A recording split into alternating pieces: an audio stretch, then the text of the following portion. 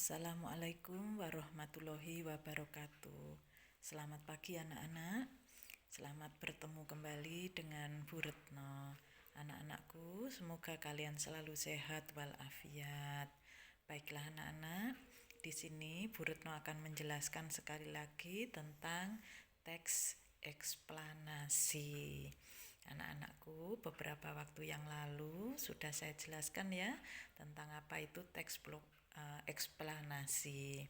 Teks eksplanasi adalah berisi penjelasan atau sebuah kejadian atau fenomena yang berkaitan dengan alam, sosial, ilmiah, dan budaya.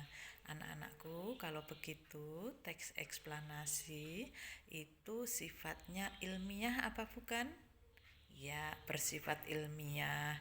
Bahasa yang digunakan adalah bahasa yang baku dan bersifat fakta berdasarkan pengamatan, penelitian ya.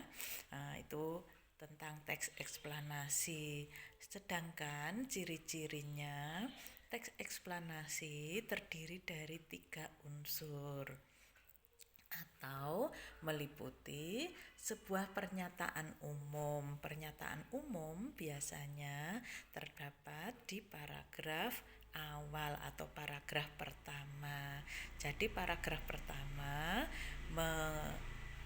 berisi tentang pernyataan umum. Pernyataan umum itu apa? Pernyataan umum itu adalah penjelasan yang akan disampaikan ya, bisa berupa pengertian dari apa yang akan dijelaskan dan sebagainya. Kemudian untuk paragraf kedua dan ketiga itu bisa berupa penjelasan.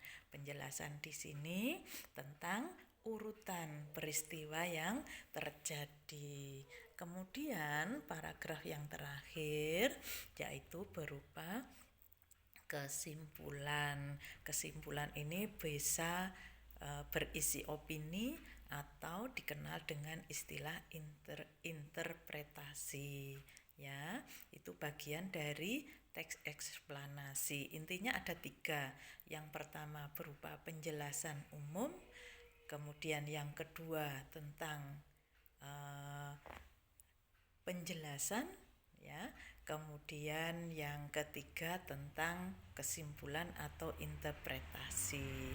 Kemudian ciri yang kedua, teks eksplanasi berisi berdasarkan fakta atau kenyataan, bukan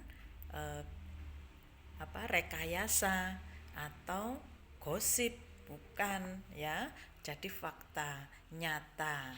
Kemudian yang ketiga, teks eksplanasi memiliki sifat objektif.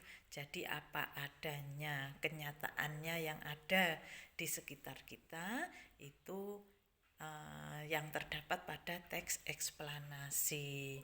Kemudian yang keempat, membahas sebuah peristiwa, terutama peristiwa yang sedang dibicarakan atau yang sedang istilahnya ya, yang berkembang saat ini. Kemudian yang kelima, teks eksplanasi merupakan jenis teks yang bersifat informatif. Apa itu bersifat informatif? Bersifat memberikan informasi, tidak menggiring orang lain untuk mempercayainya atau melakukannya. Berbeda dengan teks persuasif yang sifatnya memang mengajak orang lain untuk melakukannya ya. Itu anak-anak. Jadi teks eksplanasi tadi berdasarkan apa? Ya, berdasarkan fakta. Bahasanya bagaimana?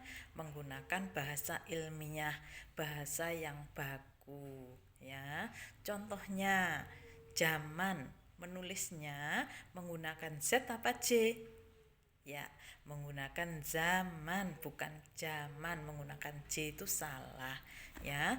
Nah, di sini saya beri contoh teks eksplanasi tentang tsunami. Ada 3 paragraf. Paragraf yang pertama itu berupa pernyataan umum. Jadi pernyataan umum itu apa?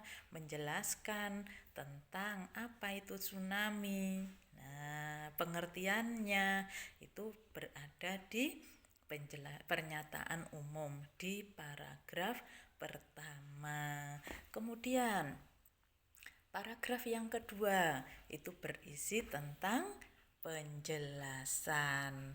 Penjelasan biasanya ada runtutannya, ya. Ada runtutan pertama, kedua, ketiga, dan seterusnya. Itu jika teks eksplanasinya dalam bentuk yang panjang.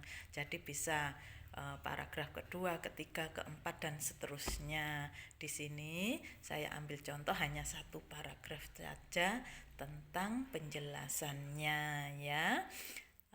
Bagaimana peristiwa tsunami itu terjadi. Nah, itu berada di penjelasan. Kalau pengertiannya berada di pernyataan umum di paragraf pertama. Kemudian di paragraf ketiga itu berupa kesimpulan atau interpretasi dari penulis, ya.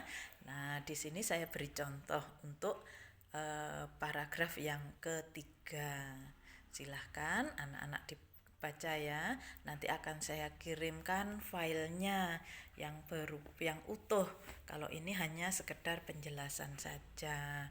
Mudah-mudahan anak-anak ini bermanfaat untuk kalian sehingga memperbaiki pengetahuan kalian, menambah wawasan kalian, ya. Terima kasih. Salam sehat. Wassalamualaikum warahmatullahi wabarakatuh.